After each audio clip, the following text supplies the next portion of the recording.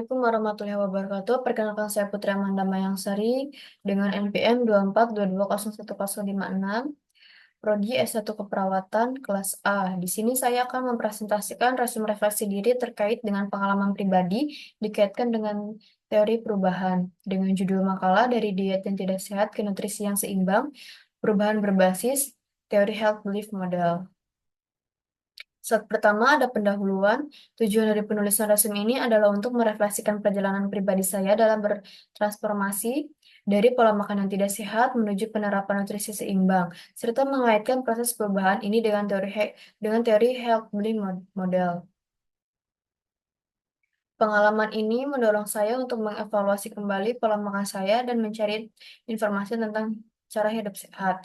Dengan mengaitkan pengalaman pribadi saya dengan teori ini, saya berharap dapat memberikan wawasan tentang bagaimana proses perubahan dapat terjadi dan menginspirasi orang lain untuk mengambil langkah serupa menuju gaya hidup yang lebih baik.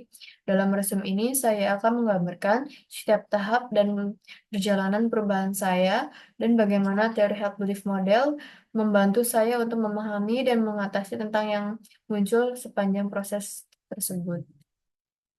Slide selanjutnya, pembahasan. Saya menyadari bahwa pola makan saya yang tidak sehat selama bertahun-tahun telah memberikan dampak negatif pada kesehatan saya. Kebiasaan mengkonsumsi makanan cepat saji, makanan olahan, dan minuman manis menjadi rutinitas harian saya meskipun saya tahu bahwa pola makan seperti itu tidak baik.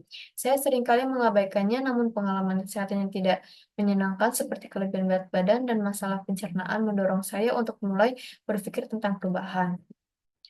Proses perubahan yang pertama ada pre-contemplation atau pra-pertimbangan. Pada tahap ini saya tidak sepenuhnya menyadari bahwa pola makan saya menjadi masalah. Saya merasa nyaman dengan kebiasaan saya dan beranggapan bahwa itu tidak akan mempengaruhi signifikan pada kesehatan saya. Ketika teman-teman saya dan keluarga mulai memberikan perhatian terhadap berat badan saya dan cenderung mengabaikan masukan tersebut, berpikir bahwa saya masih bisa mengontrolnya. Yang kedua, contemplation atau pertimbangan.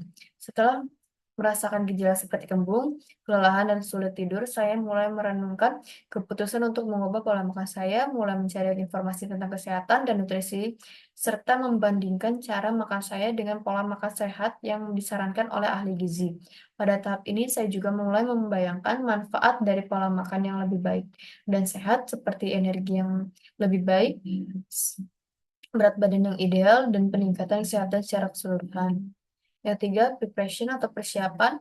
Menyadari pentingnya untuk beralih ke pola makan sehat, saya mulai merencanakan langkah-langkah yang perlu diambil. Saya mencatat jenis makanan yang harus dikurangi, seperti makanan cepat saji, makanan tinggi gula, dan lemak jenuh. Sebagai pengganti, saya menyiapkan daftar makanan sehat saya yang saya ingin coba, seperti sayuran segar, buah-buahan, biji-bijian, dan protein sehat. Saya juga memutuskan untuk mencari dukungan dari teman yang memiliki pola makan sehat untuk berbagi resep and tips.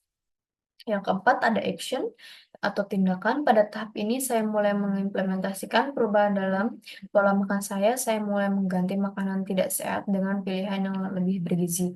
Saya mengganti cemilan yang tidak sehat dengan buah dan kacang-kacangan serta memperbanyak konsumsi sayuran dalam setiap makanan. Saya juga mulai memasak di rumah lebih sering sehingga saya dapat mengontrol bahan-bahan yang saya gunakan. Selain itu, saya mulai kebiasaan mencatat apa yang saya makan setiap hari dan untuk memastikan saya tetap pada jalur yang benar.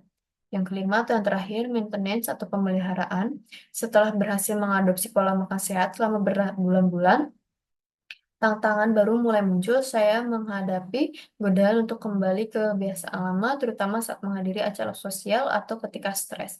Namun, saya telah belajar untuk mengatasi situasi tersebut dengan lebih baik. Saya berfokus pada manfaat yang saya rasakan, seperti peningkatan energi dan eh, man- seperti peningkatan energi dan penurunan berat badan. Saya juga terus mencari dukungan dari komunitas online dan teman-teman yang memiliki tujuan serupa. Dengan cara ini, saya merasa lebih termotivasi untuk menjaga pola makan saya.